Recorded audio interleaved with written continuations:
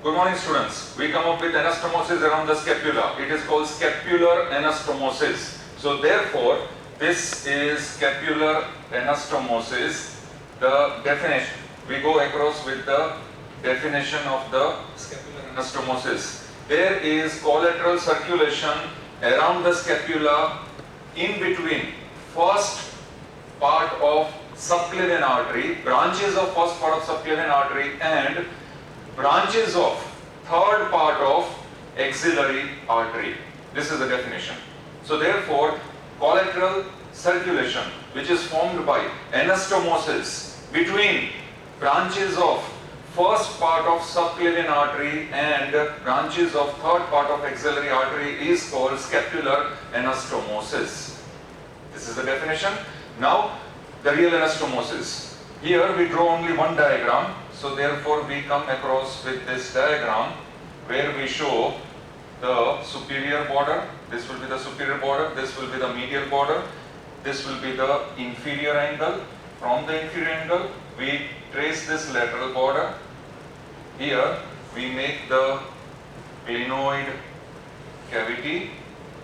So this is how we complete the entire scapula. From here, we have to show the presence of, this will be the acromion process, and we show the spinous process. So this is how we show the scapula. So here we slightly round this acromion process in this manner. Then here we complete the coracoid process. We complete here the coracoid process. This is how we draw the scapula.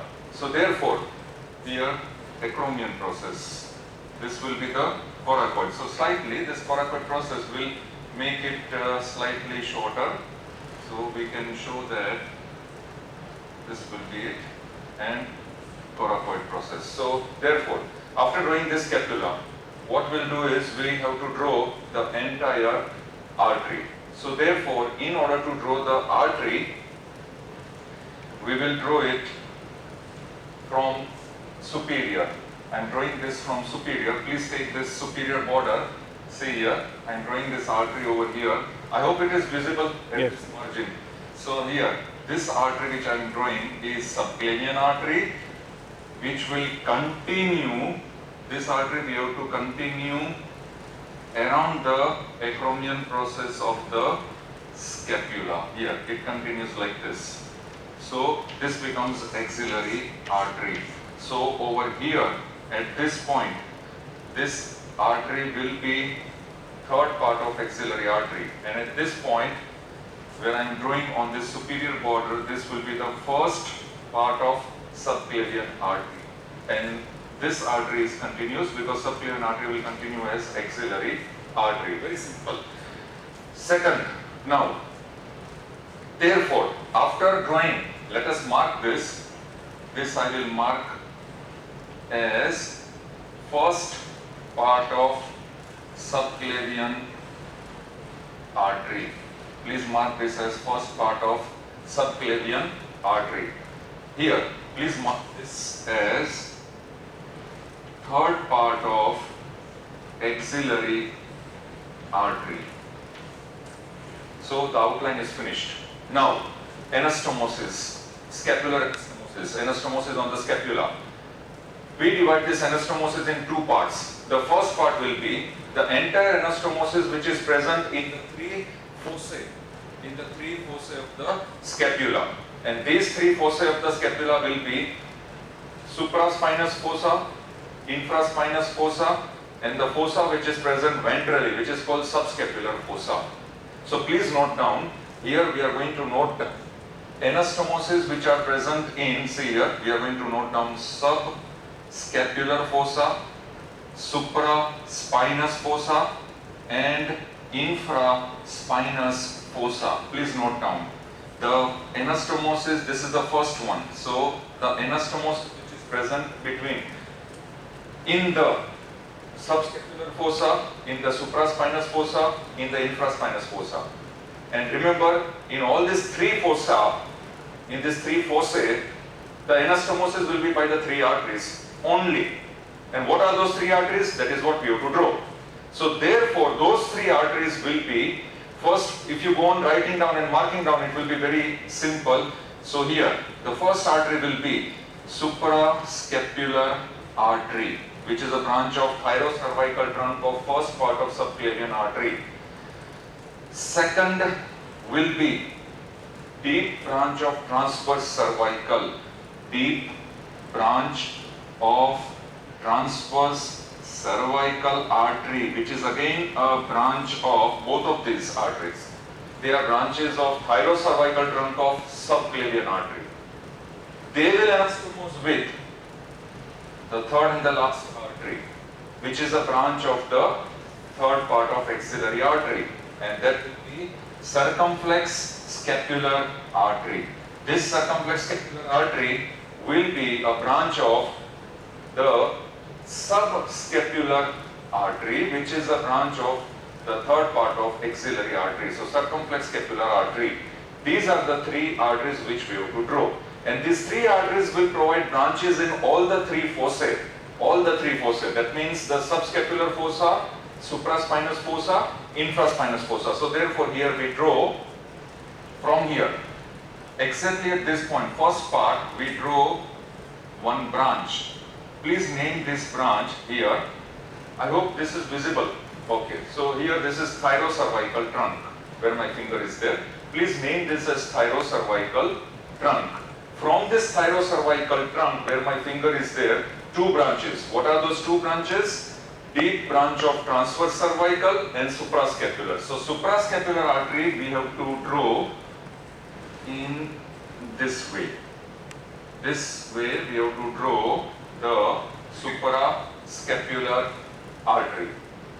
So therefore, this suprascapular artery, basically what we have to do is, as it passes, it will give branches to supraspinous fossa. Similarly, here it will give branches to infraspinous fossa, and it will also provide branches. Where it will provide branches? So here you draw in the form of dots.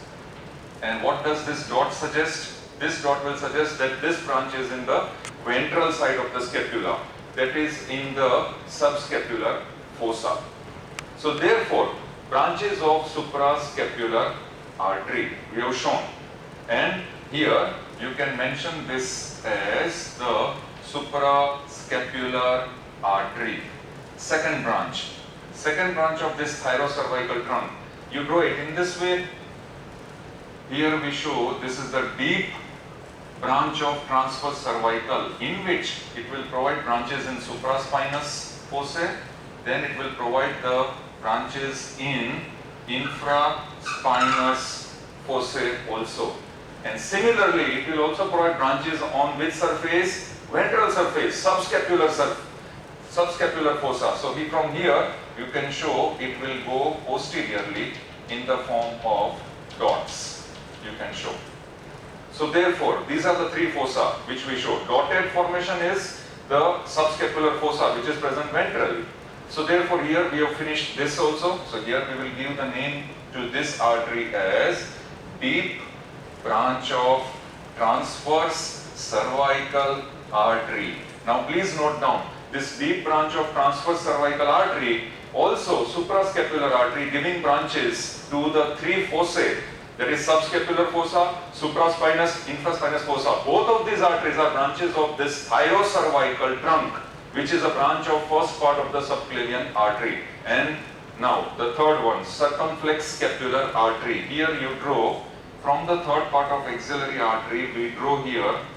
This is the branch which will be known as subscapular artery. From here you show this circumflex scapular branches. So therefore, here you show these branches. From here, this circumflex scapular will also provide the branches which will be going in the dotted formation, so therefore they will be going in the subscapular fossa. So therefore here we show and mark this as circumflex scapular artery, which is a branch of third part of axillary artery.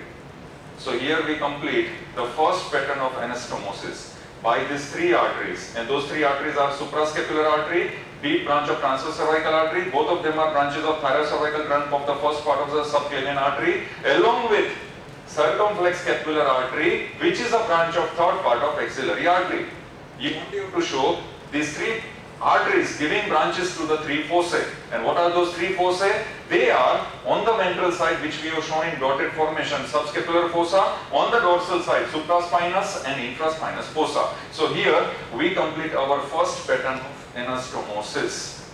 Second pattern of anastomosis on the scapula. Now second pattern, please come on this side, if we can come on this side. So in the second pattern of anastomosis, once again, anastomosis on acromial process of scapula. The title given is anastomosis on acromial process of scapula. Acromial process of scapula. Once again, three arteries. What are those three arteries? They are, the first artery there will be a branch, acromial branch of suprascapular artery. So straight away you have to write down acromial branch of suprascapular artery. And by now we are very sure suprascapular artery is a branch of thyrocervical trunk of first part of subclavian artery. So acromial branch of suprascapular artery, which is a branch from first part of subclavian artery. Second branch. Now the remaining two branches, number 2 and 3, the remaining two branches will be branches of axillary artery, third part of axillary artery. So which is the second branch now? Second branch will be, it will provide thoracoacromial artery. This is called thoracoacromial artery or thoracoacromial branch, which is a branch of third part of axillary artery. And the third one will be, the third artery will be once again branch of third part of axillary artery, but the name is posterior circumflex humeral artery. Posterior circumflex humeral artery. So therefore, second pattern of anastomosis around the scapula, that is on the acromial process of scapula. Three arteries. One artery which is a branch of subclavian, that is called acromial branch of suprascapular artery, which is a branch of subclavian artery. And the remaining two will be branches of third part of axillary artery. Name, that will be thoracoacromial artery and posterior circumflex humeral artery. All these three arteries once again we will mark. Please come on this side. So here we are going to mark, simple, you have to draw the lines only, very simple. Suprascapular artery, from here we have to show it will give a branch on acromial process. So therefore straight away we will give the name to this branch. Let us give the name. So here we can name this as acromial branch of suprascapular artery. So this is the acromial branch of suprascapular artery, which is given on the acromial process of the scapula. Second will be thoracoacromial, which is a branch of third part of axillary artery. So from here we show the thoracoacromial, we show it will pass on this acromial process, and therefore we will give this name as thoracoacromial artery or thoracoacromial branch, which is a branch of the third part of axillary artery. And the third artery will be once again branch of third part of axillary artery, that is known as posterior circumflex. So here we draw this posterior, we have to curve it, posterior circumflex humeral artery, and this posterior circumflex humeral artery we show over here. Once again it will branch on the acromial process. So this is the posterior circumflex humeral artery, and therefore we will name this as posterior circumflex humeral artery, which is a branch of the third part of axillary artery. So therefore This second pattern of anastomosis on acromion process is completed by acromial branch of suprascapular artery, which is a branch of first part of subclavian artery. Second will be the thoracoacromial artery, which is a branch of the third part of axillary artery. Third will be the posterior circumflex humeral artery. It's acromial branch, which is a branch of third part of the axillary artery. With this, we complete the entire scapular anastomosis. Thank you.